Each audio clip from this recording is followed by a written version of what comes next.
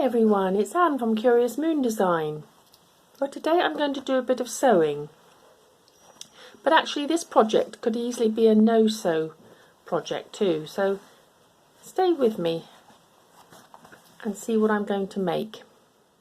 So I was tidying up my darling mum's old sewing box and I came across this beauty. I've known it for many years but never really examined it before. My mum always used it for her needles and pins, and I presumed she'd bought it, but on closer examination I can see that it's handmade, and the reason for that is that this is on symmetrical, but when you look at the popper it's not been put on in the centre there, so it makes it a little bit off, which when you use it day to day you don't really notice, and when I look at the stitching it's and the cutting, it's sort of been hand cut, which makes it even more precious because someone, I'm not sure that my mum made it, but someone has made it, and it's been so handy and so much part of my mum's sewing kit that I thought I could make one. And here are my efforts.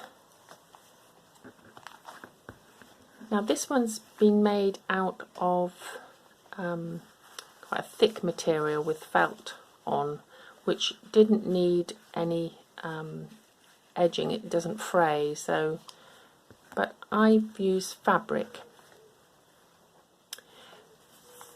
Now I did this two ways.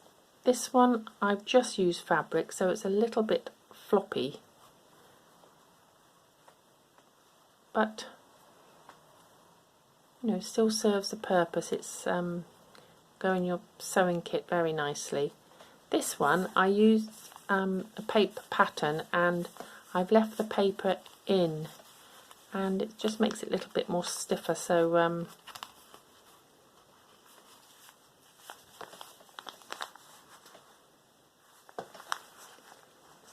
but it took some time to work out the pattern. It looks very simple, but it wasn't very simple at all. But I've made the pattern. I'm going to make it available for all of you to use through our newsletter. So if you go and subscribe to the newsletter, you'll be able to download the pattern.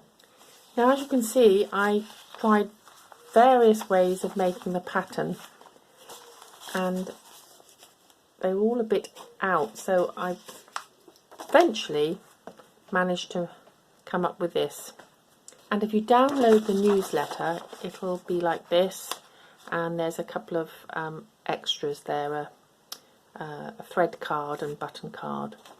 You just cut this out and you end up with this, and there's a dotted line to show you how to fold it. I'll just go through that with you a moment.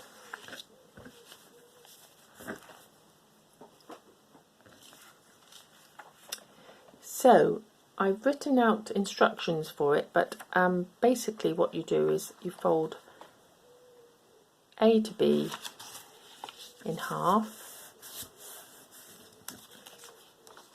and then where the dotted line is you fold that in towards the centre, same that side.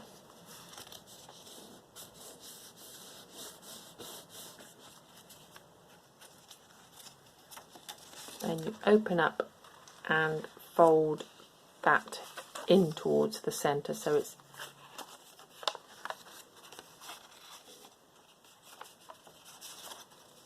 pointing in, and there you've got your shape. So once that's folded, you find your fabric,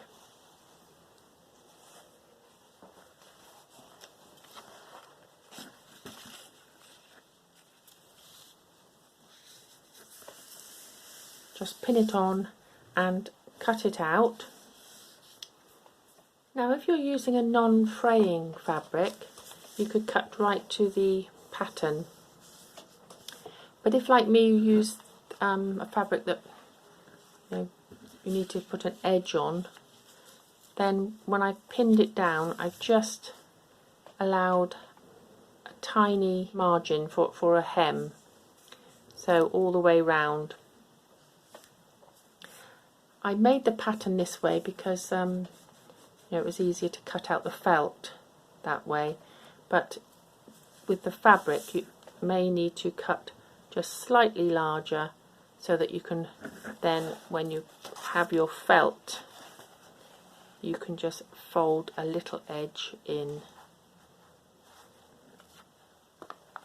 And then the next step is to cut a piece of felt for your pins.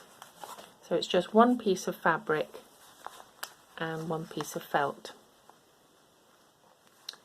Once you've cut those out, as I say, with this one I left the paper pattern in just so that it made it a bit stiffer, and then what you could do is you could glue the two together, but I've stitched all around here, and I just folded, because this was fabric that frayed, I just folded this fabric in a little bit and just stitched around the edge. And then it's just a case of making your folds like you do with your pattern and ironing that so that it stays in place.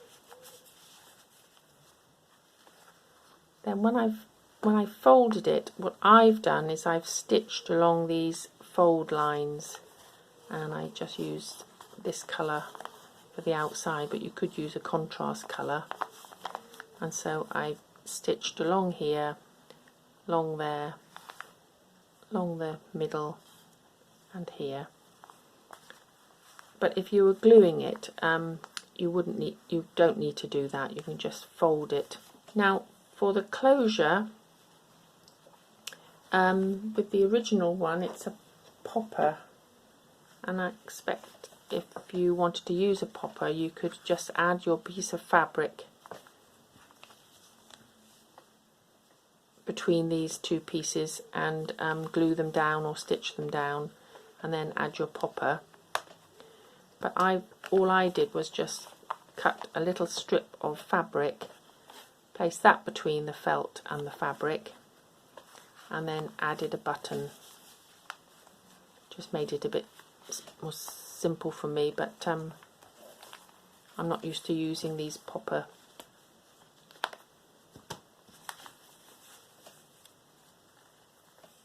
So that's how simple it is to make.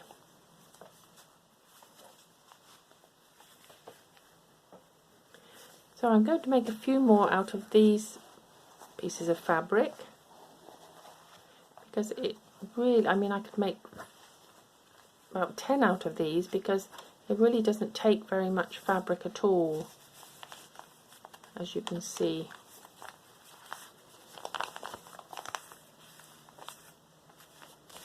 And again, you just need a little piece of felt to go with it, contrast colour or the same colour. So I'm going to make 4 more out of those, and another one out of that pattern. So check in the description down below and sign up for our newsletter, and you can get making these lovely needle cases. You could make them for friends or sell them, whatever you like. They're very simple to make. I hope you enjoyed that idea, and I hope you go ahead and make one. Join us again next time, where we'll be crafting with paper or fabric. Bye for now everyone. Happy crafting.